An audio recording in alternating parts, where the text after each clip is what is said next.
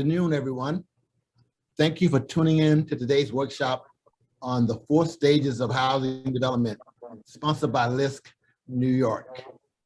My name is Jim Miller, president of Sincere Consulting and the development consultant for LISC New York Land Opportunity Program. I will be your presenter for today's workshop. Monica Dean, Director of Housing, LISC New York City, would have been our moderator, but she's unavailable for today.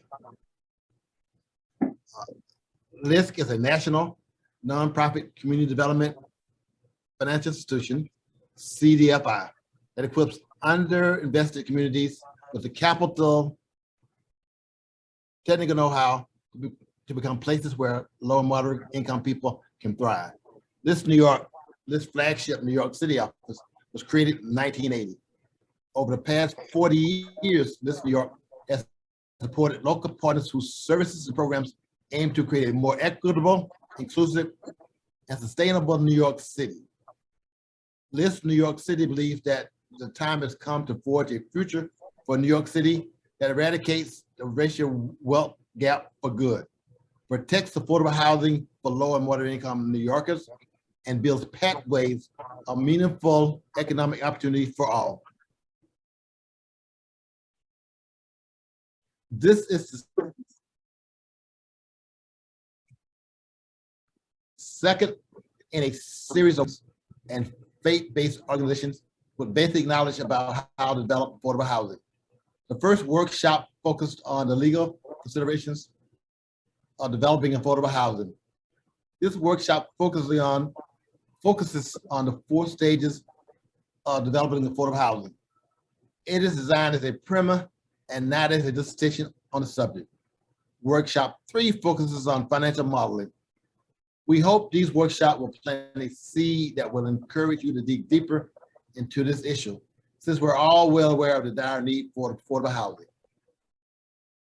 An article in the City Limits published October 4, 2022 by David Brand says that based on information provided by the National Low Income Housing Coalition, that New York City requires 615,025 new homes that are affordable and available for extremely low income families. The article goes on to say that roughly 70% of extremely low income New Yorkers are severely cost burdened, which means they pay more than half their income for rent. Let's look at this another way. A family of 3 at 30% of the median income earns $36,000 annually. 70% of these families spend $18,000 a year or more just for rent. That leaves about $18,000 a year, or $15,000 a month for food, clothing, transportation, co-pays, etc. Less than 1% of the apartments in New York City are priced below $1,500 per month, are vacant and available for rent, according to the city's most recent housing survey. A family of 3 earning $36,000, paying 30% of its income for rent, can afford to pay $900 a month. So we can see the gap between availability and affordability. There's no panacea for solving this problem. LISC New York NYLOP is one of the vehicles that is designed to help MDOs and FBOs use their vacant or underutilized properties to help address this crisis. We hope that by bringing us together and sharing our knowledge, that we can spur you to play a role in addressing one of the most crucial socioeconomic issues facing us today. This workshop will cover 4 subject areas. The first area is creating a development strategy. Second one is pre-development and assessment. Third area of focus is construction. And the 4th and final area that we'll be discussing today is occupancy and ongoing operations. Again, the first topic that we're going to cover today is creating a development strategy. I have been doing this for about 45 years, And I can't stress how important it is to create a strategy and goals and objectives before you begin to undertake any housing development initiative. So let's talk about the process for creating a development strategy and what's involved in creating a development strategy. One of the first things we need to look at is what is needed in your community. What is the need for affordable housing in your community? What income levels are you trying to serve? What populations are you trying to serve? Are you trying to serve the homeless? Are you trying to serve low-income families? Are you trying to serve seniors? Do you want to serve previously incarcerated individuals? What about young adults aging out of foster care? So these are some of the things that you need to consider when you're trying to figure out what is your housing strategy. What are the physical characteristics of the housing that you're trying to develop? How many units? How many bedrooms? What are the types of amenities? What are the market conditions for housing? What type of housing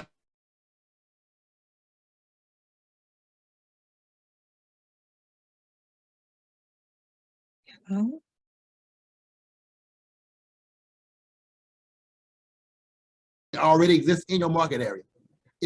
Again, it's very essential. Don't want to develop housing where there's already a oversaturation of housing in your community. You don't want to develop housing that you can't market and lease up in a reasonable amount of time.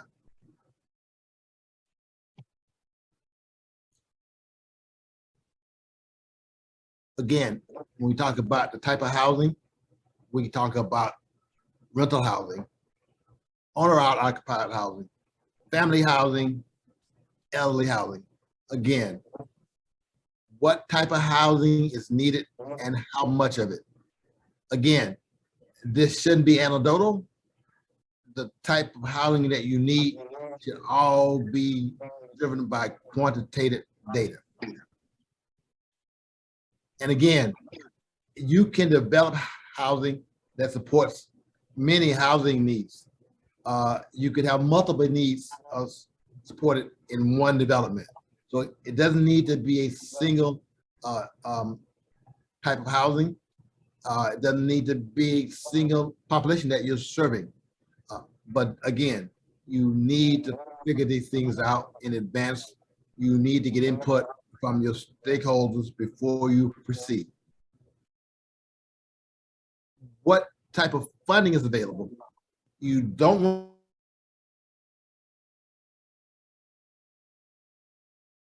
want to develop housing if you can't picture and a great concept plan, but you'll have no ability to bring that project to fruition because there's no funding available for what you want to do.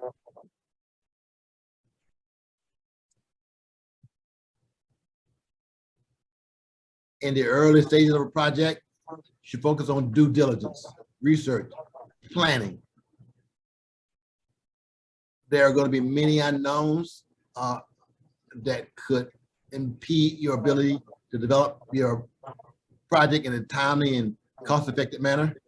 You need to make sure that if you think you own the property, that you indeed do own the property. If there are encumbrances on the property, you need to see what those encumbrances are.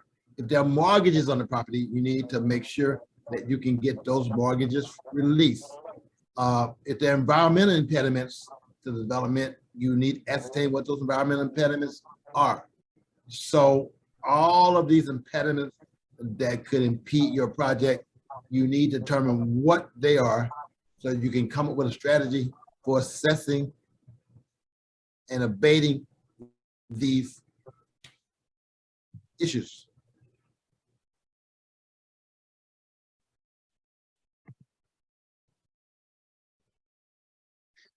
We talked about some of the due diligence, some of the legal issues, some of the environmental issues. Another thing that you need to consider when you're starting out developing a housing strategy is what can you build on the site? I always look at the zoning. What can I build as a right? If I want to build something that I can't build as a right, then what are the zoning changes that I'm going to need to undertake? How likely am I to get those zoning changes? Again, you need to make sure that you understand what you can build on your site. How big is the building? What is the amount of square footage? What is the delineation between commercial and residential? And again, I can't stress again over and over again, what are the constraints to you building on your site?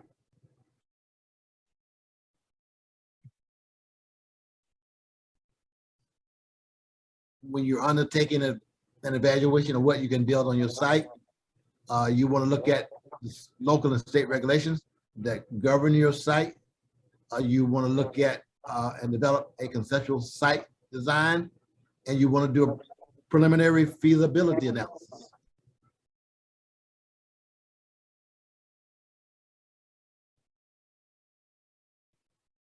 How suitable is the site that you want to develop? How suitable is that site for developing what you want to develop it? Site suitability includes zoning, wetlands, stormwater,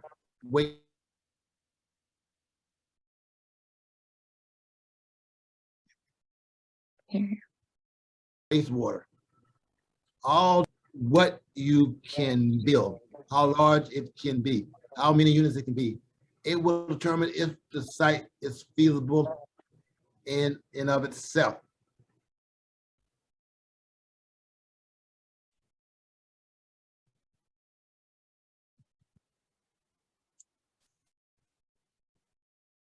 Under the NYLOP program, we're working with faith-based organizations and mission-driven organizations.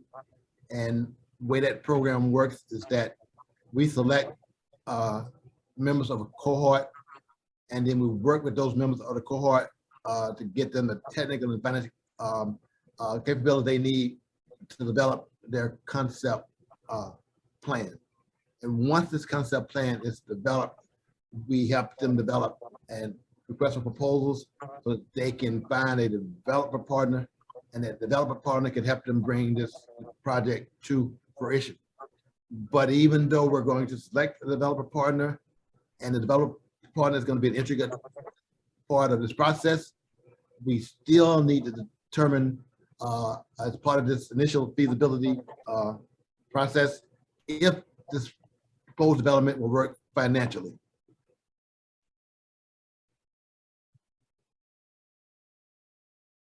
Some of the things that we look at when we want to ascertain if the project is economically feasible, economically viable, we want to make sure that you have access to utilities, public sewer, water, abutting streets. We want to make sure that the property can accommodate the building type and the number of units that you want to build. We want to make sure that you're in close proximity to other residential housing. Make sure that the property is not environmentally sensitive.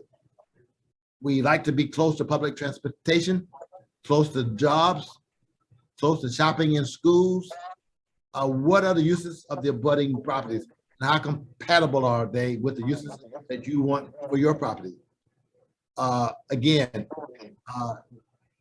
looking at all these things to make sure that your development and your project is economically feasible and that we can go forward. We talked a little bit about the zoning already. The zoning ordinance will define, what type of housing you can build. It'll talk about your floor area ratios and the square footage that you can build, and all of that information will help you, again, determine the feasibility of your project, as well as help you develop your concept plan for your development.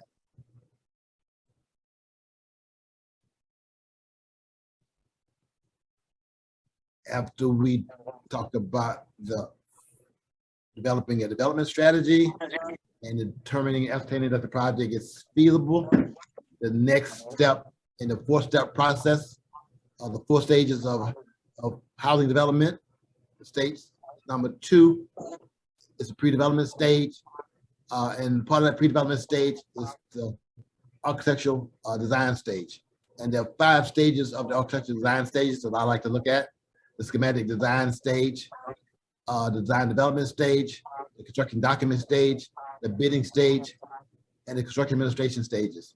So these are the 5 stages of the architectural design process.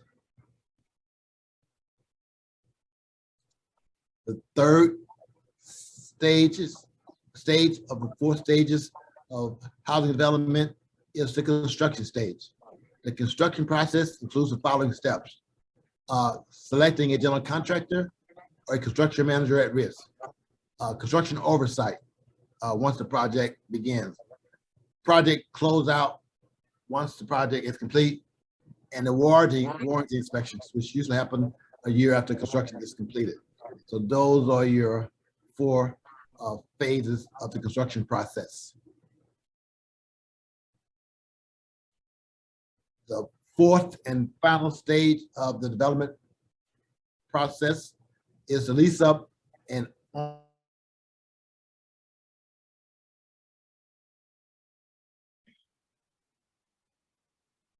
ongoing occupancy, developing a management agreement, developing a management plan, developing an occupancy plan, developing a lease that is compliant with state and local laws, marketing and outreach, leasing up the units, monitoring and compliance. So those are your 7 steps to lease up and ongoing occupancy.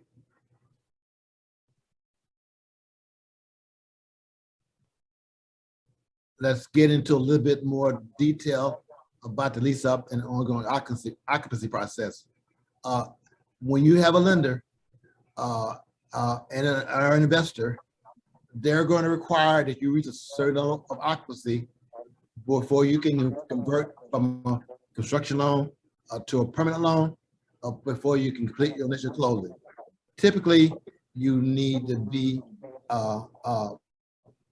profitable, have positive cash flow, have a debt service ratio of 1.15 to 1 for 90 consecutive days or 3 consecutive months. So those are some typical underwriting standards that you're going to need to achieve before the project can be closed out and shift from construction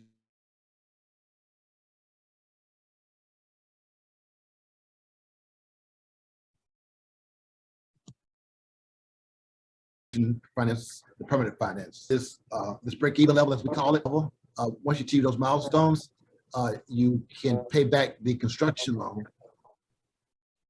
Go back to the last slide, please.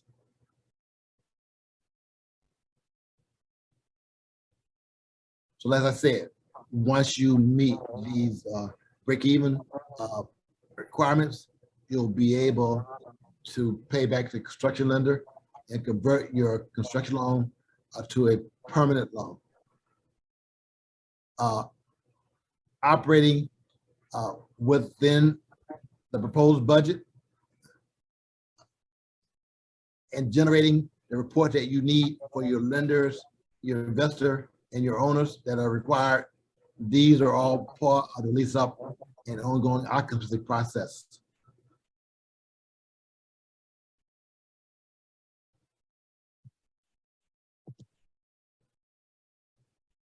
Lease up and ongoing occupancy, showing and leasing your apartment. Again, if you need to reach 90% occupancy or 95% occupancy for 3 consecutive months, then you need to have a lease up strategy, which normally means that you do not wait until construction is complete before you begin your lease up strategy. I normally start my leasing up strategy 6 months before construction is complete. Showing apartments, leasing apartment is a critical part of the lease up process. Collecting security deposits putting them in an escrow account, collecting rent, establishing occupancy policy, and other building rules. All are critical components of the lease up and ongoing occupancy process.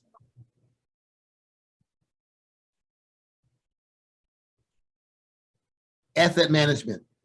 Asset management is different from property management. Property management deals with the day-to-day operation and day-to-day management of the property. Asset management is concerned about the long-term viability and the long-term sustainability of your property. So what do these asset management tasks include? Regular review of your ownership plan and making adjustments as necessary. You want to continuously monitor your ongoing financial performance against expectation. We have a budget. We have a 15-year projections. We have 30-year projections. We want to monitor those on a monthly basis to see how close we are to meeting those expectations. If there are any deviations, we want to explain those deviations. We want to make sure that we make adjustments to our expectations so they're realistic. We want to look at key indicators like number of days units are vacant, the rent collection ratio, accounts payables, accounts receivables. How quickly am I turning around my routine maintenance calls? How quickly am I responding to my emergency maintenance calls? All these are critical indices that you want to monitor to make sure your project is sustainable for the long run. You want to make sure that the property is going to be maintained in good physical condition. You want to do annual unit inspections. You want to inspect your systems on an ongoing basis. You want to have a preventive maintenance program so that you do your systematic work on an ongoing and systemic basis.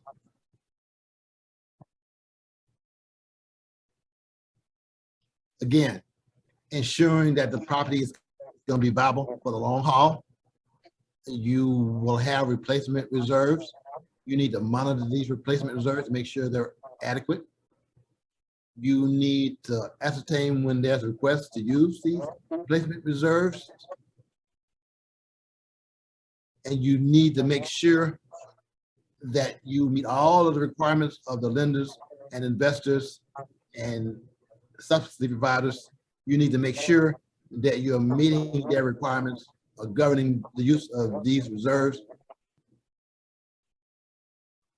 And you need to make sure that whatever broad-based goals you set out at the beginning for your property, that you continue to meet these broad-based goals. We don't want to lose sight of the goals and objectives that you set for yourself and the reason you did this development in the first place. So we don't want to lose sight of things that we want to accomplish. We don't want to get too bogged down in these operational items, although they're critically important, but we still want to make sure that we keep an eye on what is the reason that we embarked on this endeavor in the first instance.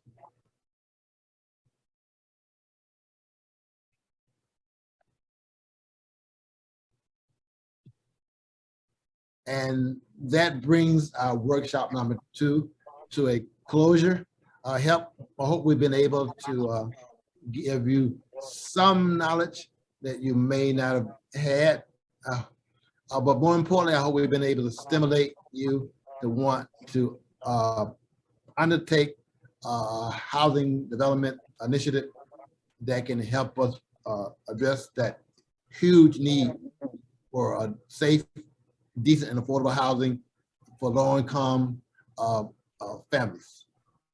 Again, we thank you for listening, and we look